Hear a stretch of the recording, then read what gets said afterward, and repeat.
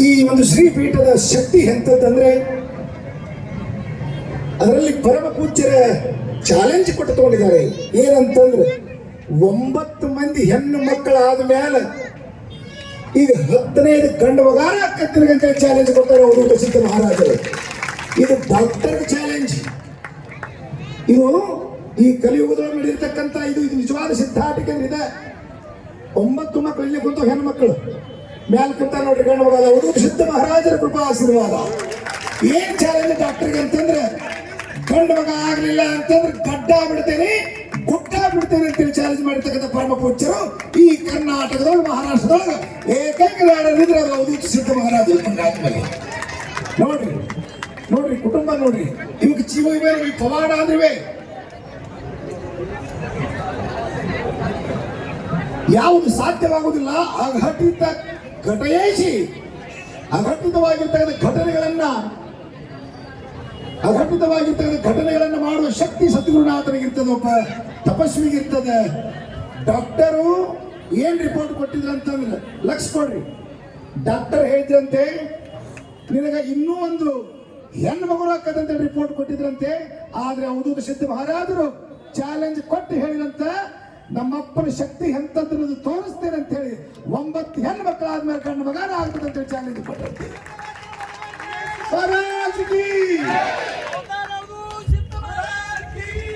ಸದ್ಗುರು ಮದಗೊಂಡೇಶ್ವರ ಅವರು ಪದೇ ಪದೇ ಒಂದು ಮಾತು ಹೇಳ್ತಿದ್ರು, ನಿಮಗೆಲ್ಲ ಹೇಳ್ತೇನೆ, ನೆನಪು ಮಾಡಿ ಕೊಡ್ತೀನಿ.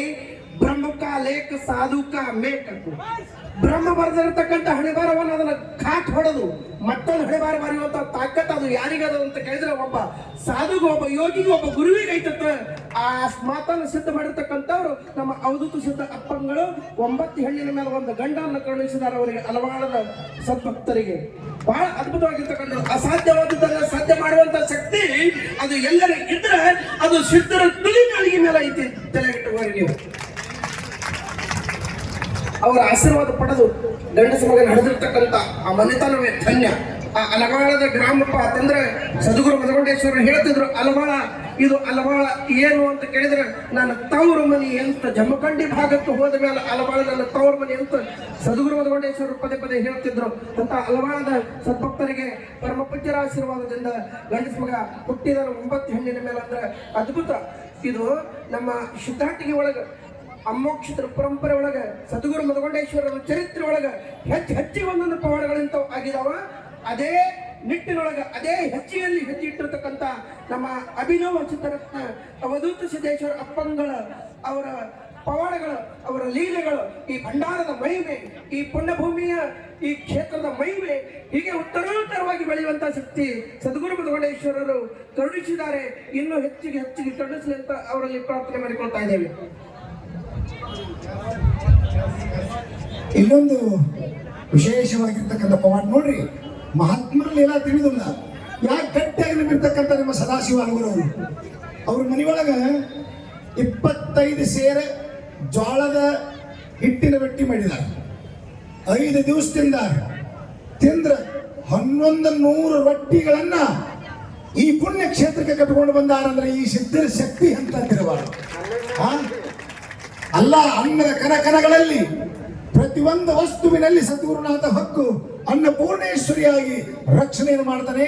ಲೀಲೆಗಳು ಹಿಂಗಾಕ್ಕವಂತ ಹೇಳಾಕ ಬರಂಗಿಲ್ಲ, ಹಿಂಗ ತೋರ್ತಾವಂತ ಹೇಳಾಕ ಬರಂಗಿಲ್ಲ. ಅದ್ಭುತವಾದ ಲೀಲಾ ಅಂತಂದ್ರೆ ಈ ಕಲಿಯುಗದೊಳಗ 9 ಮಂದಿ ಹೆಣ್ಣು ಮಕ್ಕಳಿಗೆ ಕಣ್ಮುಂದೆ ನೋಡಾಕತ್ತೇವಿ.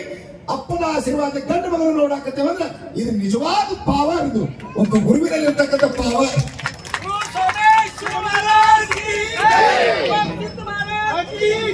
ಅಂತ ನಮ್ಮ ಸದಾಶಿವ ಅಲಗೂರವರ ಮನೆತನಕ್ಕೆ ಡಾಕ್ಟರ್ ಹೆಣ್ಣಂತೇಳಿ ರಿಪೋರ್ಟ್ ಕೊಟ್ಟರೆ ಅದು ಗಂಡ ಆಗ್ತದೆ, ಆಗ್ಲಿಲ್ಲ ಅಂದ್ರೆ ಗಡ್ಡಾರು ಬಿಡ್ತಾರೆ ಗುಡ್ಡಾರು ಬಿಡ್ತಾರೆ ಅಂತೇಳಿ ಚಾಲೆಂಜ್ ಮಾಡಿದಂತೆ ಅವಧೂತ ಸಿದ್ಧ ಮಹಾರಾಜರು ಆ ಶಕ್ತಿ, ಆ ಪವರ್ ಗಟ್ಟಿಯಾಗಿ ಯಾರು ನಂಬ್ಯಾರಲ್ಲ ಅವ್ರಿಗೆ ಉದ್ಧಾರ ಮಾಡೇ ತೀರ್ಯಾರ ಸದ್ಗುರುನಾಥ. ಆ ನಿಟ್ಟಿನಲ್ಲಿ ನಮ್ಮ ಸದಾಶಿವ ಅಲಗೂರವರ ಮನೆತನಕ್ಕೆ ಶ್ರೀಮಠದ ಅಲಗೂರು ನಮ್ಮ ಅಮೋಘ ಸಿದ್ದೇಶ್ವರ ಮದಗೊಂಡೇಶ್ವರ ಮಹಾರಾಜರ ಅವಧೂತ ಸಿದ್ಧ ಮಹಾರಾಜರ ಎಲ್ಲ ಸಿದ್ಧಿ ಪುರುಷರ ಕೃಪಾಶೀರ್ವಾದ ಅವರ ಮನೆತನದ ಮೇಲೆ ಸದಾ ಕಾಲ ಇರ್ಲಂತ ಪ್ರಾರ್ಥಿಸಿಕೊಳ್ಳುತ್ತಾ ಈಗ ಪೂಜ್ಯರಿಂದ ಅವರಿಗೆ ಆಶೀರ್ವಾದ. ಇನ್ನು ಮುಂದೆ ಉಪದೇಶಾಮೃತ ಕಾರ್ಯಕ್ರಮ ಮುಂದುವರಿಯುತ್ತದೆ.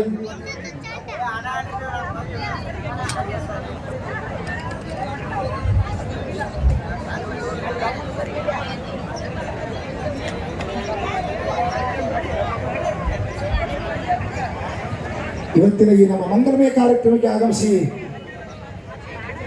ಈ ಮನಗುಳಿ ಪರಮ ಪೂಜ್ಯ ಶ್ರೀಗಳವರು ತಮ್ಮ ಆಶೀರ್ವಚನವನ್ನು ಭಕ್ತಸ್ತವಕ್ಕೆ ಕರುಣಿಸಬೇಕೆಂದು ಅವರಲ್ಲಿ ಪ್ರಾರ್ಥಿಸಿಕೊಳ್ತಾರೆ.